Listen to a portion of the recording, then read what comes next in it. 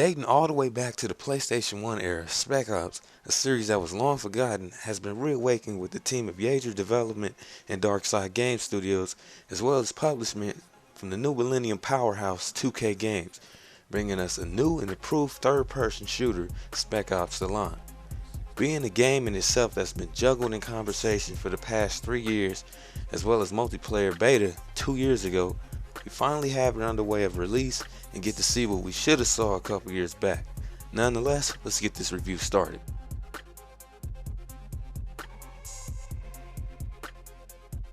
The story of Spec Ops The Line takes elements and inspirations from the book known as Heart of Darkness by 19th century author Joseph Conrad. You play as Captain Martin Walker, who is voiced by none other than Nolan North, the guy responsible for an extremely long list of voices in the video game world, including Nathan Drake of the Uncharted series, Desmond Miles of the Assassin's Creed series, and the Prince of 2008's Prince of Persia. The game is squad-based, so you're accompanied by a Delta Force Bravo team, two guys with personalities of their own, one with an annoying one.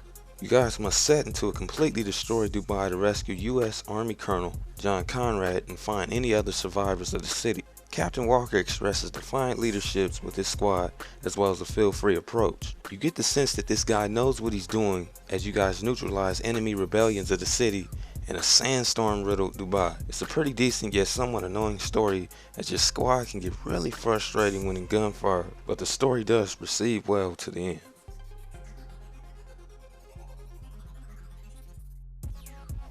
Spec Ops The Line is a game that's had a couple faces, luckily ended up in the hands of one of the most renowned gaming engines, Unreal 3.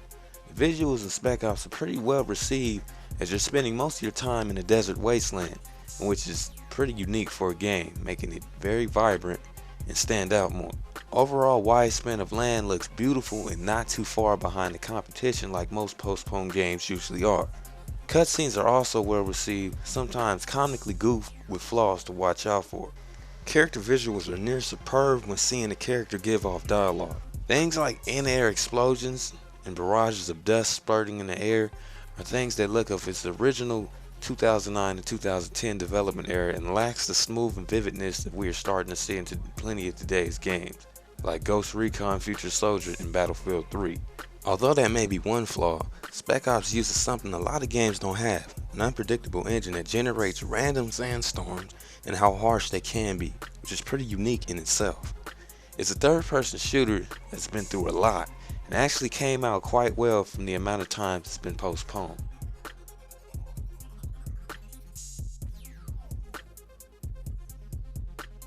The gameplay of Spec Ops The Line has been split between two development teams, Yager Development, who runs the show in the single-player department, and Darkside Game Studios, who are in charge with everything in the multiplayer. This can be a make-or-break type thing when putting together a video game, simply because you're working with two different studios, so the act of balancing communication has to be extremely important. Nonetheless, Spec Ops did a very good job of making the gameplay of both single-player and multiplayer shine. The overall movement of your character is simple to adapt to, although the controls may be different from traditional third-person shooters. They're easy to adapt to as well.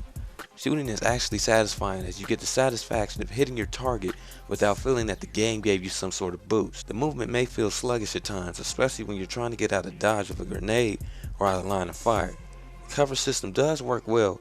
I found that getting into frail cover can be destroyed if shot by enemies for a long time, which serves a nice addition to a challenge in the game. The enemy AI is no joke in this game. You're not going to muscle your way through this game, so you're actually going to have to be conservative when it comes to ammo, because it is very limited when firing rapidly. I suggest you carry a rifle and a handgun at all times, rather than doubling up on a rifle. That pistol can come in handy because rifles run out of ammo pretty quick. The multiplayer in Spec Ops have a decent amount of features to offer. Everything in the campaign, like your skill, can be done in multiplayer.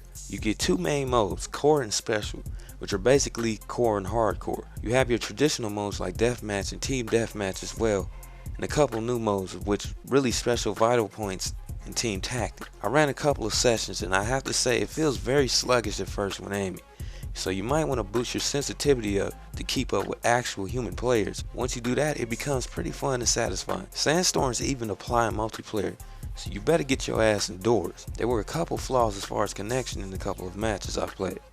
Maps took a while to actually generate, and sometimes leave you wondering what the hell are you looking at. Multi is nice, but it's no head turner from shooters like Gears and Ghost Recon, but still fun.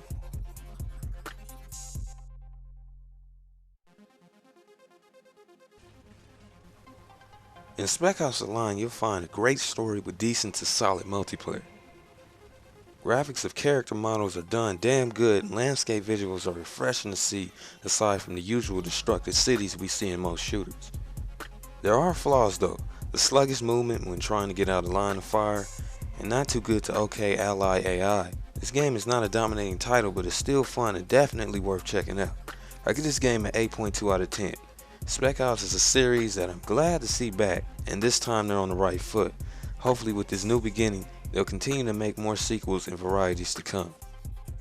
Like watching my videos? Stay in touch with iDCL by following me on Twitter at iDocLife. You get a chance to find out the shit I go through every day, and gaming news and all that other good stuff.